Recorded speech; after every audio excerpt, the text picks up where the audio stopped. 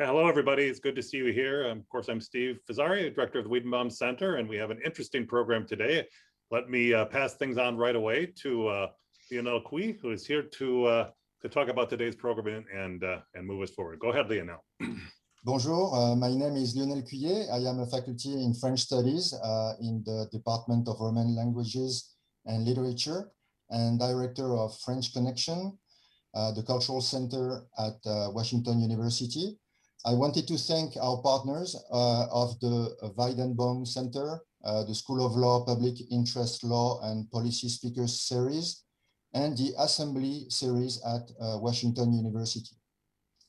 So today I am honored to introduce Professor Séverine Hautesserre, who was both educated in France at the Université of the Sorbonne, at Sciences Po, and also in the United States at Yale University. Professor Hautesserre is an award-winning author, peace builder, a researcher, as well as a professor of political science at Barnard College at Columbia University. She was, and she is still very involved in the world of international aid. She has been for more than 20 years. And she has conducted research in 12 different conflict zones, from Colombia to Somalia to Israel and the Palestinian territories. She worked for Doctors Without Borders, Médecins Sans Frontières, in places like Afghanistan and Congo, and at the United Nations headquarters in the United States. Her research has helped shape the intervention strategies of several United Nations departments, foreign affairs ministries, and non-governmental organizations. She has also been a feature speaker of the World Summit of Nobel Peace Laureates and the US House of Representatives and the United Nations Security Council. Professor Hautesserre is the author of The Trouble with the Congo, of Peaceland, and of many articles in Foreign Affairs and the New York Times.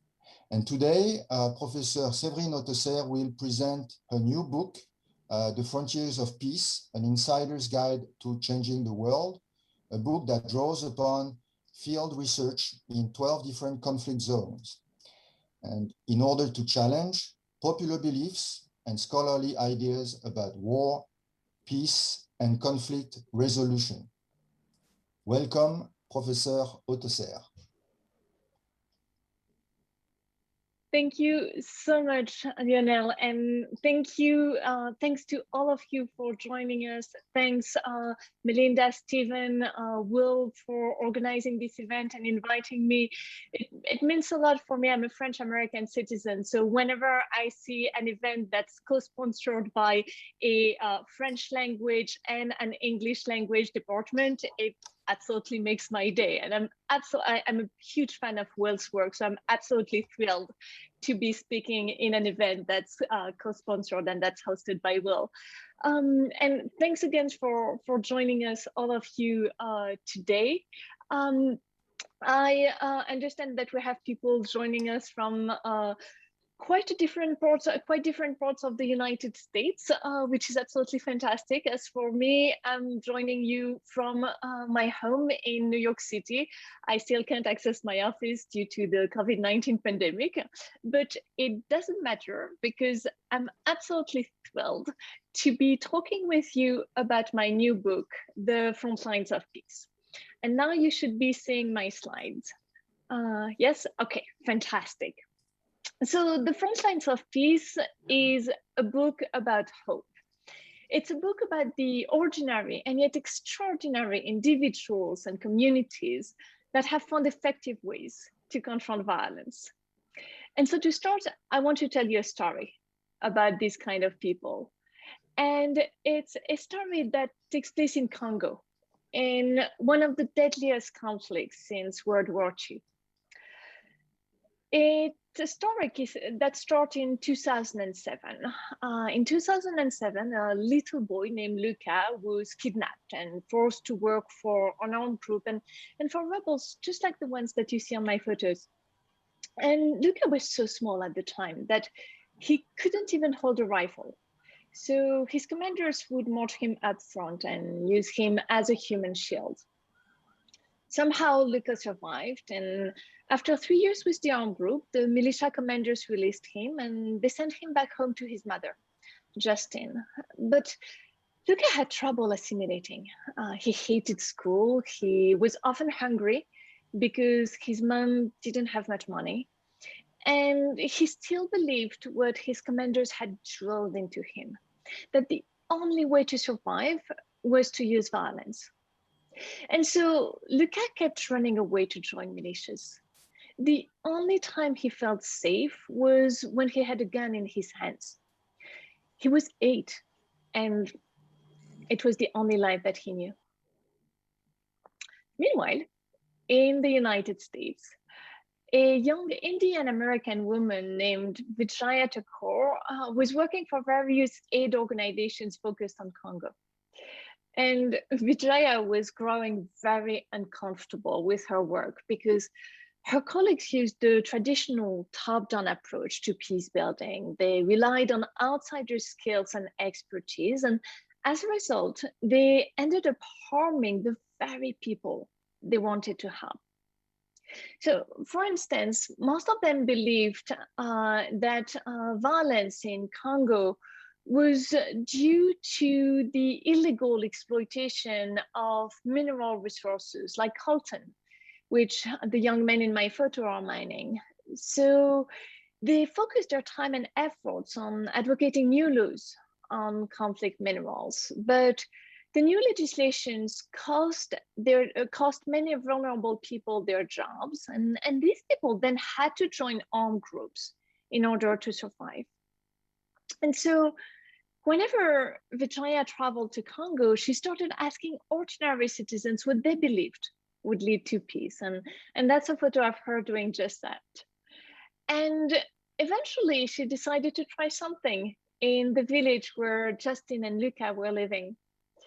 In partnership with local activists, Vijaya organized lengthy meetings and workshops so that the residents would develop their own analysis of the conflicts they face, decide on the most feasible answers, and then implement those solutions.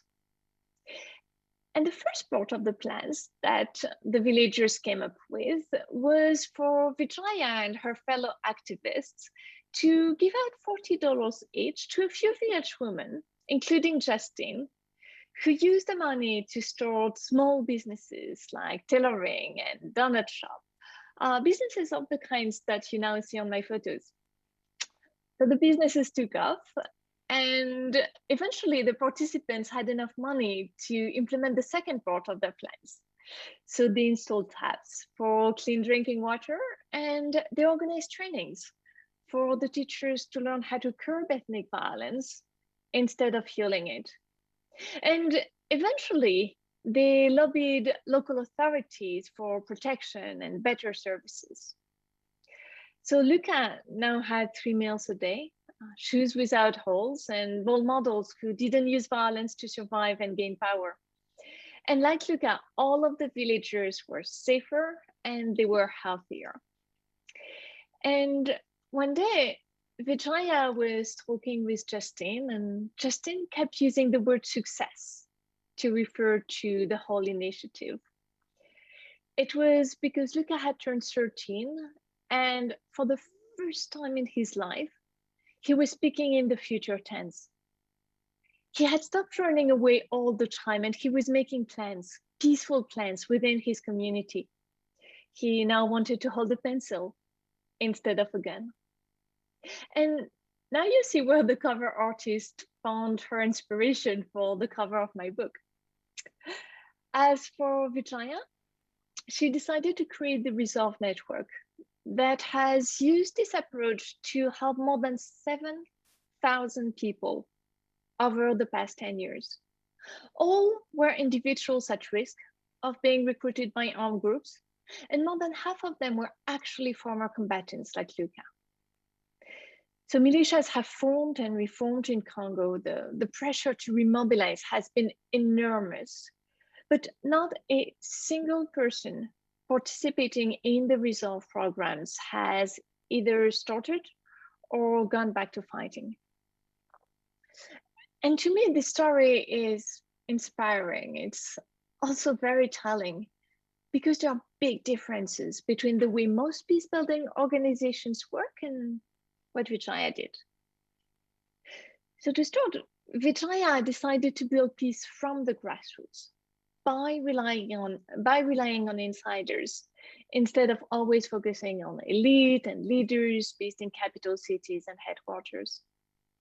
And even more importantly, Vijaya didn't come and impose her beliefs, and that way she avoided doing more harm than good. Unlike so many people before her, Vijaya was humble, she was respectful, and she put ordinary citizens in the driver's seat. And so peace builders who work like Vijaya are a small minority in the aid world, but they exist. I've found them within many different organizations working in many different countries. And the work they do is tremendously important because unfortunately, there are many people who face the same kind of terrible circumstances that Justin and Luca faced. More than 1.5 billion people live under the threat of violence in more than 50 conflict zones around the world, in the countries that you now see in red on my map. And so peace building is a crucial task for many states and international institutions. And by peace building, I really mean any and all actions that help promote peace before, during, and after a conflict. But the thing is that our templates and techniques for approaching war and peace just don't work.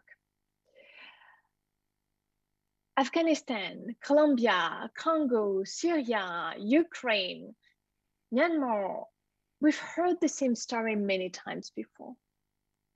There was violence, the United Nations got involved, donor countries pledged millions in assistance. Warring parties called for ceasefires, they signed agreements, held elections, and the headlines praised peace. And then a week or two later, sometimes just days later, violence flared up again. Often it had never actually ended, and in many cases, it continued for years after.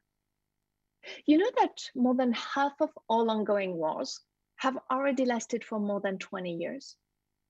In just the past 5 years, wars have spawned the worst refugee crisis since World War II. And our newspapers keep running headlines just like the ones you see on my slides. Inhabitants of war-torn countries and onlookers from the outside are fed up with the apparent inability of governments, peacekeepers, international institutions to end violence. And there has been plenty of discussion about what has gone wrong in the past. But now I think it's time to ask, what has gone right? And it turns out that elections don't build peace, and democracy itself may not be the golden ticket, at least not in the short term. Contrary to what most politicians preach, building peace doesn't require billions in aid or massive international interventions. Instead, it often involves giving power to ordinary citizens. Ultimately, many successful examples of peace building in the past few years have involved innovative grassroots initiatives led by local people and sometimes supported by foreigners, just like the South African peacekeeper you now see with me in the photo.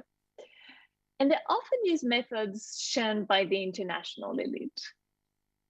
So rather than focusing on abstract peace agreements and negotiations between government and rebel leaders and abstract peace agreements and handshakes between presidents, the Frontlines of Peace details the concrete everyday actions that actually make a difference on the ground.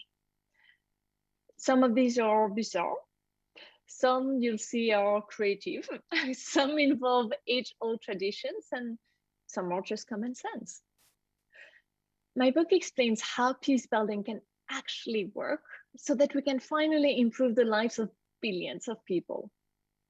And I show that to end violence from war and also to address violent conflicts at home, whether home is New York, Paris, or St. Louis. We have to fundamentally change the way we view and build peace. And I make this argument by drawing on 20 years of work in 12 different conflict zones in the places, the countries you see in red on my map now, as well as more than 800 in-depth interviews that I conducted with peace builders, warlords, politicians, ordinary people, outside observers. So if you see my photos now, on the right-hand side, bottom right, you see me conducting interviews. And on the bottom left, when I'm wearing this UN hat, I'm conducting participant observations. I was patrolling with United Nations peacekeepers. And I was really happy that day. I thought, yay, I'm fitting in, I'm such a good ethnographer. But the thing is that I'm not a man, and there were only men on this military base. And also I felt that there was something wrong with my bulletproof jacket. I went patrolling with the peacekeepers for several hours, and the bulletproof jacket was heavy, it was uncomfortable, it didn't protect my heart or any of my vital organs. And it's only when I was back to the base that one of the peacekeepers came to me and said, you know, you've been wearing it backwards. Anyway, I still got really good material that day. So in the Frontlines of Peace, I first tell the stories of ordinary people, local activists, and foreign interveners who did manage to make a difference in war zones. Then I describe the limitations of the conventional way to build peace, which I call Peace Inc., and which relies on governments, elites, and foreign peace builders. Drawing on these stories, I suggest a better way to help reestablish peace in conflict zones around the world. And in conclusion, I show how the lessons from the book can help us address not only tensions in war zones around the world, but also political, ethnic, and cultural conflicts in ostensibly peaceful countries like in the United States or in Europe. So let me tell you the story of Idjwi, which is quite literally an island of peace in Congo. For the past 25 years, one of the deadliest conflicts since World War II has raged around Idjwi. And despite the presence of one of the largest peacekeeping missions in the world, several million people have died and hundreds continue to die every day, but Idjwi itself has avoided mass violence. So the island is stunningly beautiful, as you can see in the photo you now see on my slide, but what makes the place even more noteworthy and the peace even more surprising is that the island contains all of the same preconditions for violence that have fueled generalized fighting in other parts of Congo.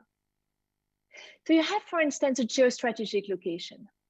Idjwi is located right at the border between Congo and Rwanda, two countries that have been at war regularly since the 1990s.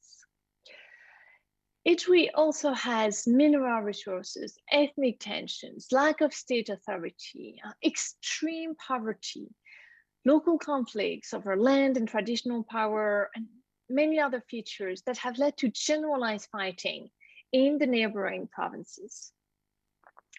And what's fascinating about Idjwi is that the island is peaceful because of the active, everyday involvement of all of its citizens, including the poorest and least powerful ones.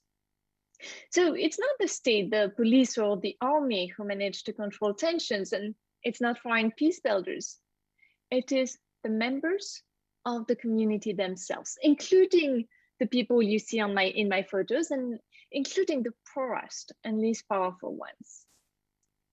And they do that by fostering what they call a culture of peace, by organizing in grassroots associations and local structures that help resolve conflicts, and by drawing on strong beliefs that help deter violence by both insiders and outsiders, such as blood pacts. Blood pacts are traditional promises between two parties who agree never to hurt each other. So the story of Idjwi shows us that local community resources can build peace better than the usual elite agreements and outside interventions. And foreign peace builders can help in this process. So take the teams of the Life and Peace Institute in Congo. LPI, the Life and Peace Institute, LPI is a Swedish peacebuilding organization that is involved in various conflict zones and that usually focuses on working at the grassroots. And its teams in Congo have developed an, its teams in Congo, the LPI Congo team bases its action on in-depth local expertise and they reject universal approaches to peace building. They rely on local employees supervised by a few foreigners, and these foreigners often have extensive pre-existing country knowledge.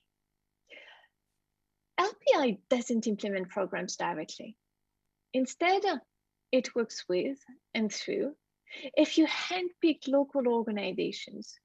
And the main role of these organizations is to support people on the ground. These local organizations empower ordinary citizens to develop their own analysis of the conflicts they face, to decide on the most feasible answers, and then to implement the solutions. So you see the difference with the usual way to build peace in war zones. In the LPI model, it's not foreigners based in headquarters and capital cities who conceive, design, and implement peace-building programs. It's not national and provincial elites either, and it's not the state or the government. Instead, it is the intended beneficiaries, including combatants and including ordinary people, who conceive, design, and implement peace-building programs with the help of LPI and its local partners. And I'll give you a concrete example so that you can see how it actually works in practice. So for several years, there was a deadly conflict in the Ruzizi Plain in Eastern Congo. It led to a lot of death, a lot of suffering, and the involvement of local militias, Congolese armed groups, and even the Rwandan government. And in 2007, 3 Congolese organizations decided to address these tensions with the help of LPI and its local partners. And for 3 years, they focused on understanding what the problem was. So they organized a lot of small and large-scale meetings. And in these meetings, they included everyone, ordinary people, ministers, farmers, combatants, foot soldiers, rebel leaders, peace builders, grassroots activists, farmers, women's groups, etc. And they progressively realized that the conflict was not so much a proxy war between Congo and Rwanda, as we interveners thought at the time, but rather it was a conflict between herders and farmers, because cattle often destroyed crops. The farmers retaliated by killing the herders, who reached out to local militias, who went on to attack the farmers' communities, and so on and so forth. And so all of the people involved, the ordinary citizens, the combatants, they all designed solutions that they thought would work to address the problems that they viewed at the root of the violence. So for instance, They installed tracks for moving cattle they established routes for moving cattle with minimal disruptions to farmers. They erected public signposts, like the one you see in my photo, to clearly mark the path that the herders should take with their cattle. They also established mediation committees in which representative of both herders and farmers would smooth out any tensions that may arise, because with cattle, you can't always make sure that they stay on the right path, even if you have this kind of really clear sign. So anyway, to make a long story short, while all of the elite agreements and outside interventions had never really made a difference before, local residents saw tangible results once LPI and its local partners got involved. For several years, the seasonal migration of cattle took place with very little violence. Dozens of militiamen handed in their weapons, and ethnic groups that were fighting slowly started working and living together. They started sharing the same market, for instance. So outsiders can help reestablish peace. But the catch is that to really help, they can't continue acting the way they usually do, because there are countless limitations with the conventional way to build peace, which I call Peace Inc., and which relies on governments, elites, and foreign peace builders, and usually excludes ordinary citizens and grassroots activists.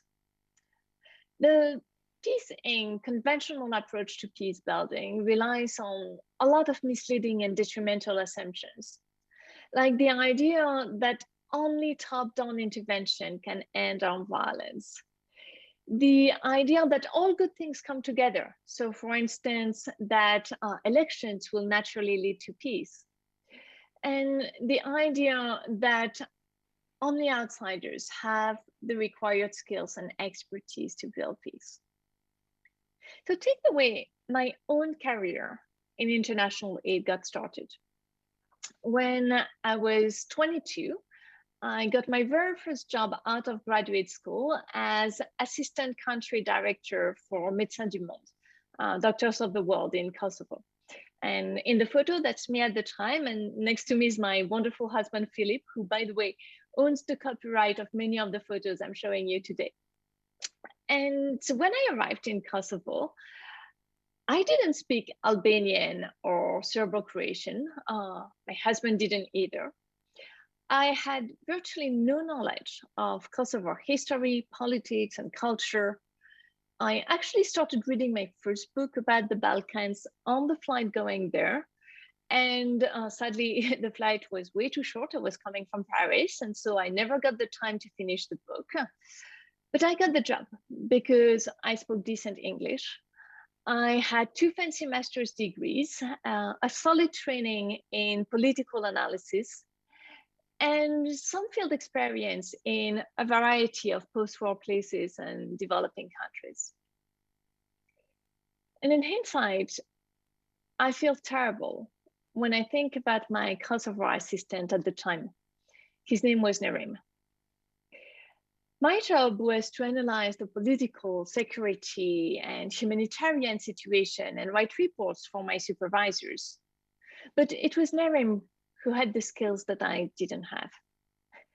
Nerim had 20 years experience analyzing political and social issues. He had a tremendous knowledge of the Balkans' history, politics, and culture. He had lived in Kosovo all his life. He was also much older and much wiser than I was, but I was the outsider, so I was in charge. And the thing is that I had never supervised anyone in my life before. I was 23. So I had no idea how to deal with him. And eventually I found a way to keep him busy. I asked him to compile and translate clippings from the local press. And I can still see him every morning religiously posting his work on our bulletin board, and none of my colleagues read it. Even I often didn't have the time to read it. It was such a waste of time, energy, and talent.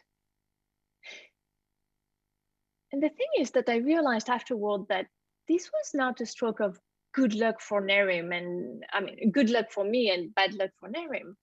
That was a typical situation for foreign peace builders. Most foreign peace builders assume that local people do not have what it takes to build peace, that they are incompetent, corrupt, violent, otherwise they wouldn't be at war. And by contrast, interveners believe that they have the required skills and expertise. Because to them, what makes a good peace builder is education and work experience in specialized topics like election organizations, gender, human rights, and if possible, having worked in a variety of conflict zones. And in contrast, and although there are exceptions, the knowledge of country specialists is much less valued, and the knowledge of local people is usually trivialized. The result is that in virtually all aid and peace building organizations, foreigners take the management positions and local people make up the lower level staff. The consequences, and the foreigners, of course, often do not speak the local languages, and they often have no in-depth knowledge of the local societies, cultures, and institutions. And so the consequences are quite disastrous. Well-meaning international efforts have led to an increase in violence in places from Afghanistan to Congo. And I'll tell you a story that to me encapsulates all of that. In 2003, rebels took over the city of Bukavu in Eastern Congo. So it's the town that you now see in the photo on my slide. And the rebels went on a looting, raping, and killing spree. And at a point, a little boy and his mother, so several soldiers entered the house just next to theirs. They heard shouts and screams, and it was obvious that their neighbor was about to be raped. So the little boy decided to run to seek help at the nearby peacekeeping base. But when he arrived, the sentry on duty was a Uruguayan soldier who didn't speak Swahili and didn't speak French. So the little boy was panicking. He tried and tried to communicate what was happening using body language, but still the peacekeeper didn't understand. And finally, the peacekeeper broke into a huge smile and he made a sign that, yes, I understand, wait. He went inside the base and he came back a few minutes later with a pack of cookies that he handed to the boy. Cookies.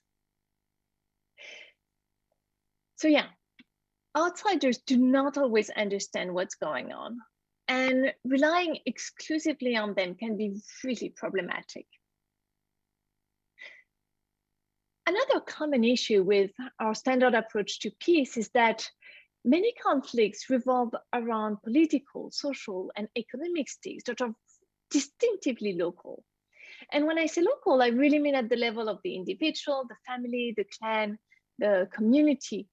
So our usual top-down, outsiders-led approach is not, the approach that focuses on elites and leaders and governments. It is not, and it cannot be enough. And I realized that during one of my very first trips to Congo. In 2003, I met this woman who was my age. She was called Isabel. Local militias had attacked Isabel's village. They had killed many men, they had raped many women, they had looted everything. And then they wanted to kidnap Isabel, but her husband stepped in and he said, no, please, please don't take Isabel, take me instead. So he had gone to the forest with the militia and Isabel never saw him again. And the reason why militias had attacked Isabel's village was not linked to anything related to the national and international tensions, like the war between Congo and Rwanda. No, it was because the rebels wanted to take the land that the villagers needed to cultivate food and to survive.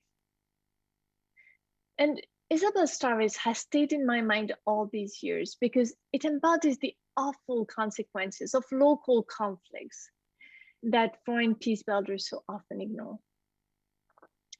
And of course, I'm happy to tell you more about the problems with our standard approach to peace during the discussion if you're interested. But for the few minutes that I have left, I want to tell you how we can change that. Because I really think that we need to focus on success stories instead of always looking at issues, challenges, and failures.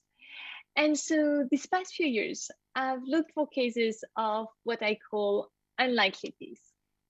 Places where everything conspires to cause violence, and yet somehow you have peace, like in Idjwi.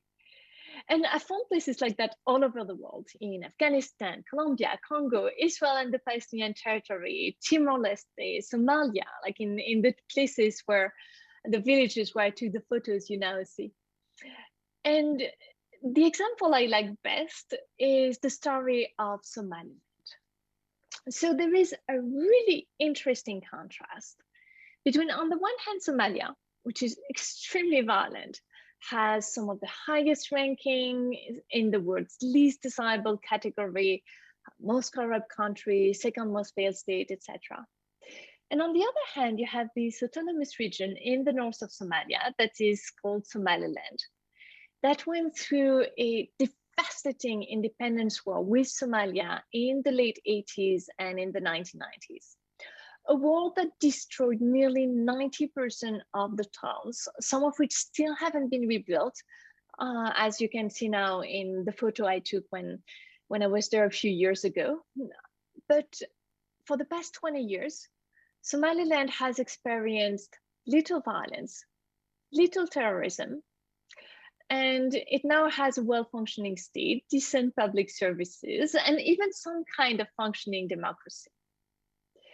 And of course, there are many reasons for the difference, but the key one is that the usual Peace Inc. top-down, outsiders-led approach prevailed in the rest of Somalia, while Somaliland benefited from sustained grassroots peace-building initiatives that were led by insiders, by Somalilanders themselves, just like the people you now see in my photos.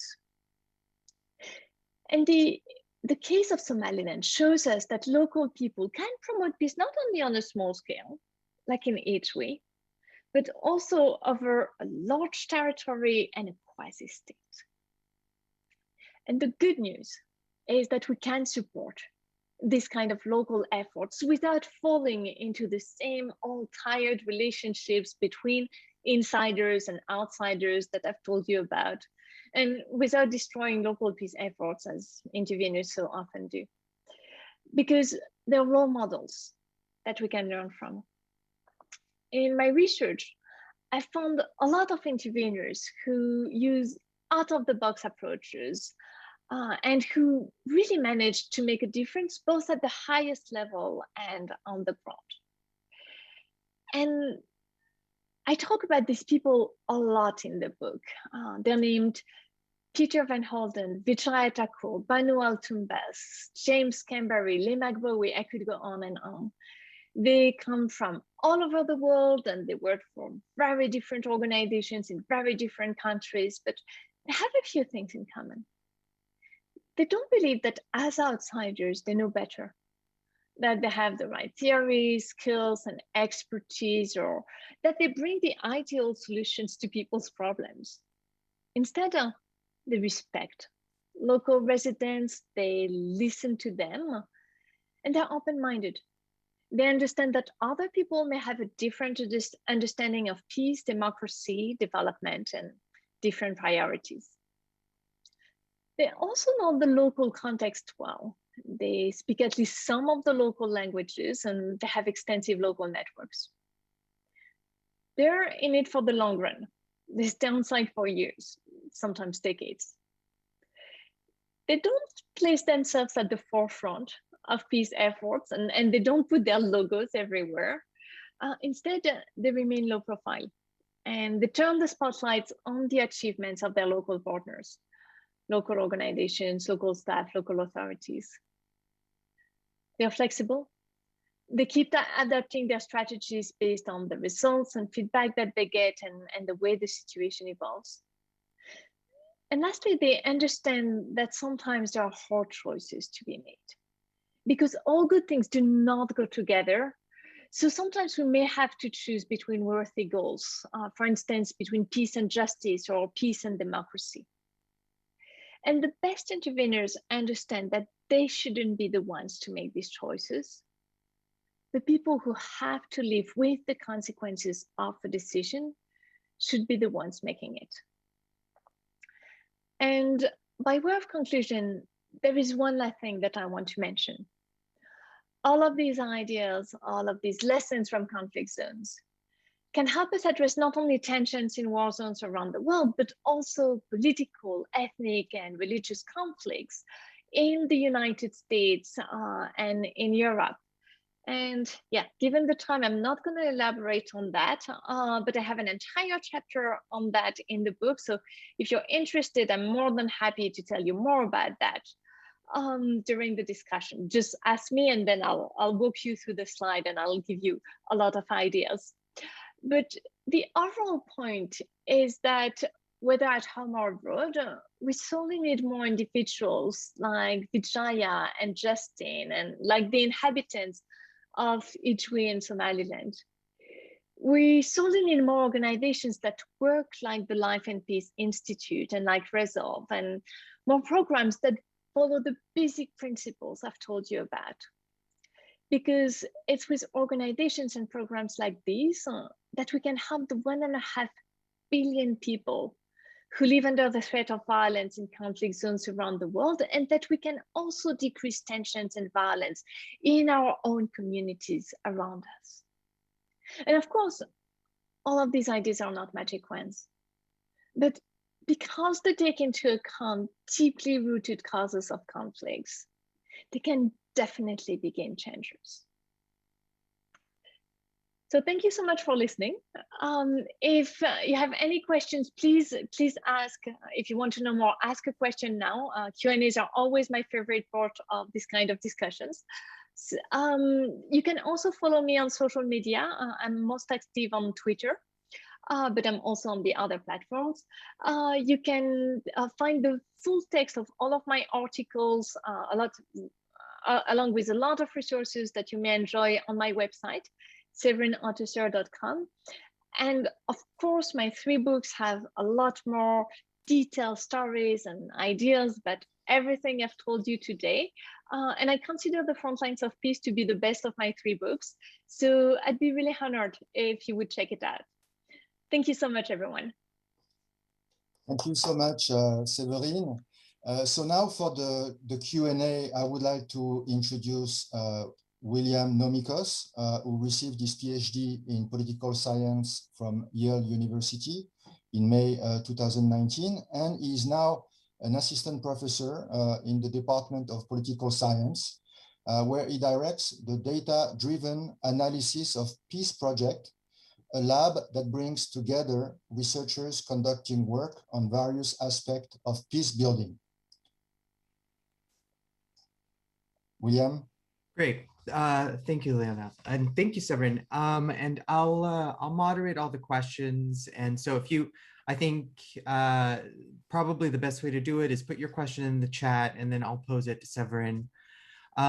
So I just want to start. Thank you for this incredible presentation, and I think it would be very beneficial for us to hear a little bit about the home front. And since you offered us that opportunity, what do you think your research can tell us about tensions that we're observing within the United States right now, especially given that I think a lot of these are very localized in nature? Yeah, thank you so much, Will.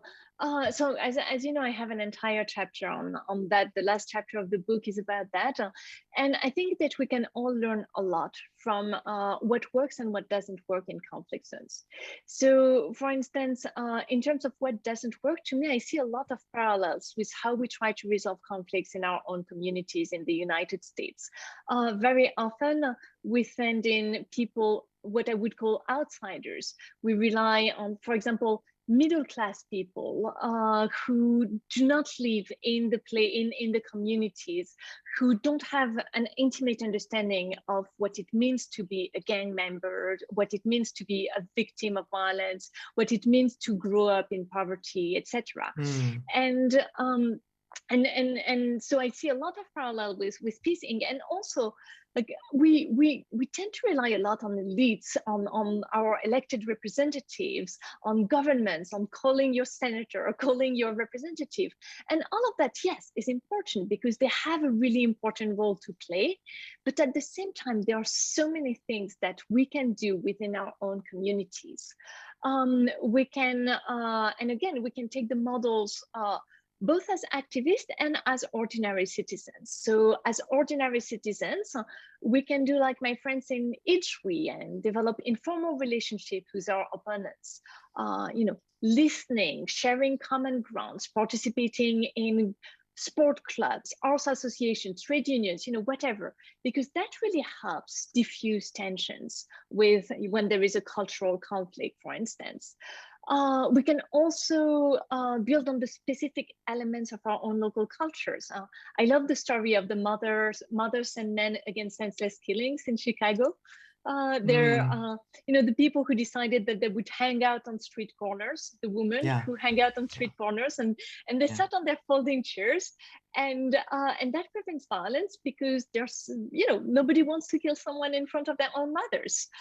So they have actually managed to make violence decrease a lot.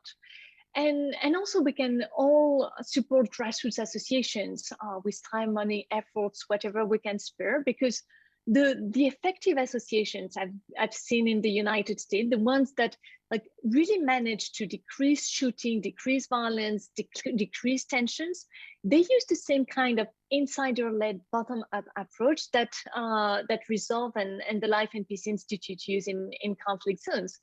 So for example, there is the organization Cure Violence that I think does a fantastic job, and they really rely on insiders. They put former gang leaders in charge. They have a really in-depth understanding of local communities. So there are fantastic organizations that do this kind of work and that we can support in the United States. And I could go on and on, but I want to give time for other questions. No, yeah, I appreciate that. And I think what I really love about that answer, about this chapter in your book too, is that it speaks to this history that we have in the United States about civic society and local organizations going back to de Tocqueville and even Bob Putnam, right, and Bowling Alone. I mean, it's very familiar. So I think that this is very familiar in the American context. So Steve Fazzari asks about the examples of basket making and the herder-farmer conflict. So these suggest that addressing economic well-being is really central to local solutions in these conflicts. So what does your research say about the connection between economic well-being and peace and stability? So I've been looking at that because, you know, Steve, that one of the big arguments is not all good things come together. So we're thinking, okay, development and economic well-being is a good thing. So is it like the other thing where there is a tension between, you know, peace and economic well-being, or is there no relations, or do they actually reinforce one another? And so I've really looked for the tension, haven't found any tension. So at least we know that it's not in conflict. Now, I wouldn't say that economic well-being, like promoting economic well-being, always contribute to peace. And that goes back to one of the other central argument I make in the book, which is that everything is context specific. Everything is linked to a specific village, a specific community, etc. So in some contexts, yes, promoting economic well-being, like in the resolve story that I was saying, like the Vijaya Justine, etc. Like promoting economic development was a central part of their strategies. But in other stories I tell in the book, promoting economic well-being is completely irrelevant. And it really and what matters more is promoting other features. And for example, if you look at Idjwi, to me that's fascinating because Idjwi is the most peaceful place I've found in Congo, and at the same time, it's one of the poorest. It's much poorer. The island is much poorer than the other provinces. Yeah, that's interesting. There's definitely a relationship there. I want to shift a little bit to a question that Patty LaBelle asked in the chat, which is, so based off of your research and experience, you obviously have a lot of it here. What would you recommend to large peacekeeping organizations like the UN? And I know that you recently spoke to the UN Security Council as well. So what would you say to these large organizations that do play a big role in these traditional peace-inc situations still? Thanks. So yes, I did talk to the United Nations Security Council a couple of weeks ago, and so I had to think really carefully about what I wanted to tell them. So I tell them, well, you can follow the role models that I portray in the Frontlines of Peace. You can follow the model of the organizations, like again, the Resolve, the Life and Peace Institutes, and the staff who work in your organizations can follow the role models of the individual, the models of the individuals I portray, the role models I portray in the book. And what's important, I told them, is some of my role models actually work for United Nations peacekeeping missions and United Nations agencies. So it means that it's possible that you can implement this kind of initiatives. And so what that means concretely, I have a long list of things, but I tell them supporting local conflict resolutions in addition to elite agreements is really important.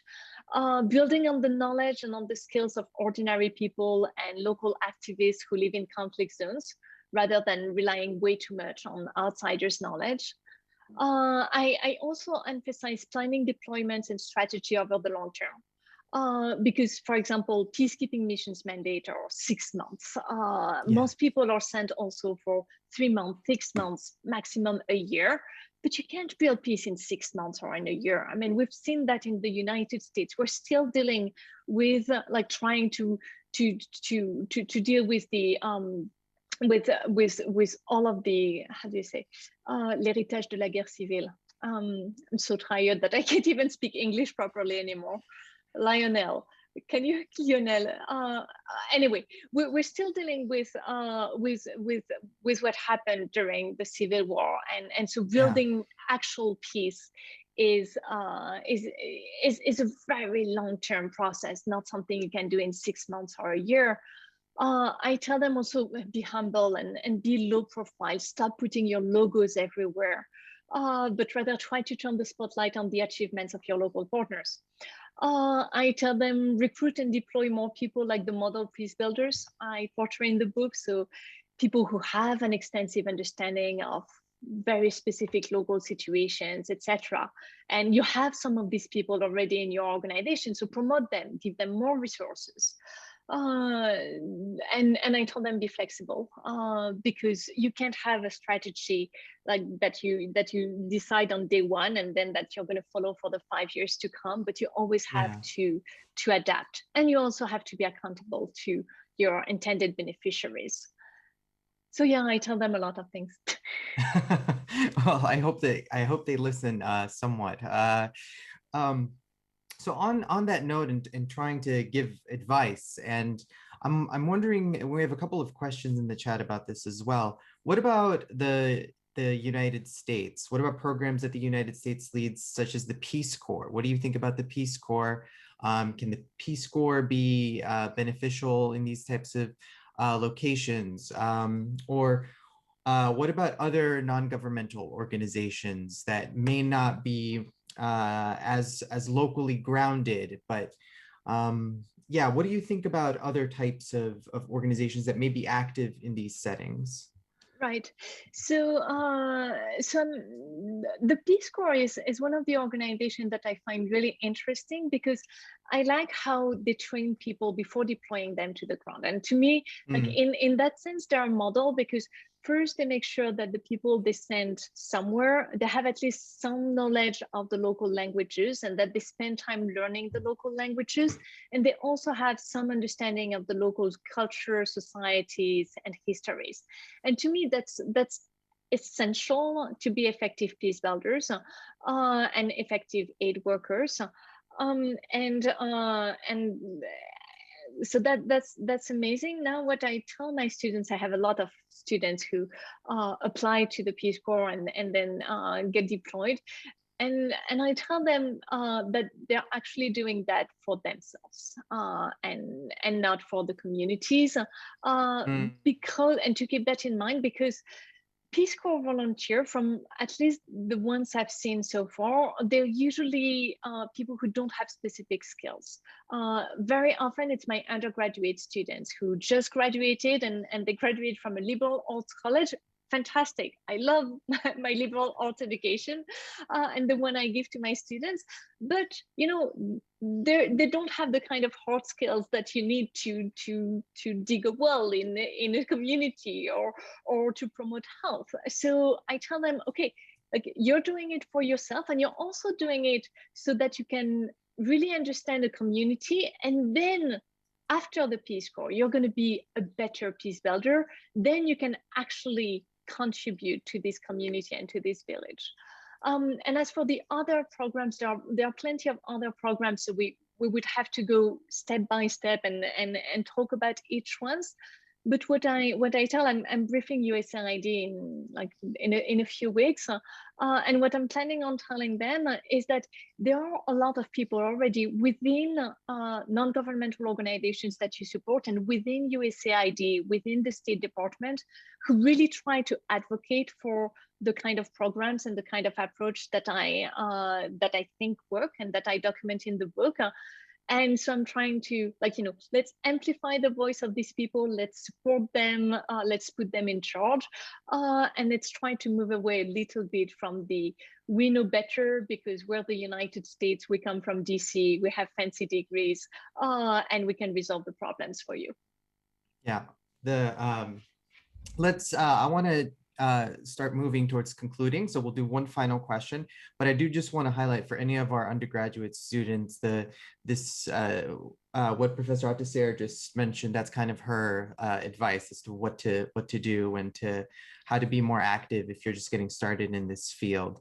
And so the final question that I want to ask, and this has come up a few times in the chat, is, so how do we translate these bottom-up approaches that are so successful into larger conflicts, like in the Congo or Afghanistan? And how do we translate this into more sustainable peace in the long term? What's your view?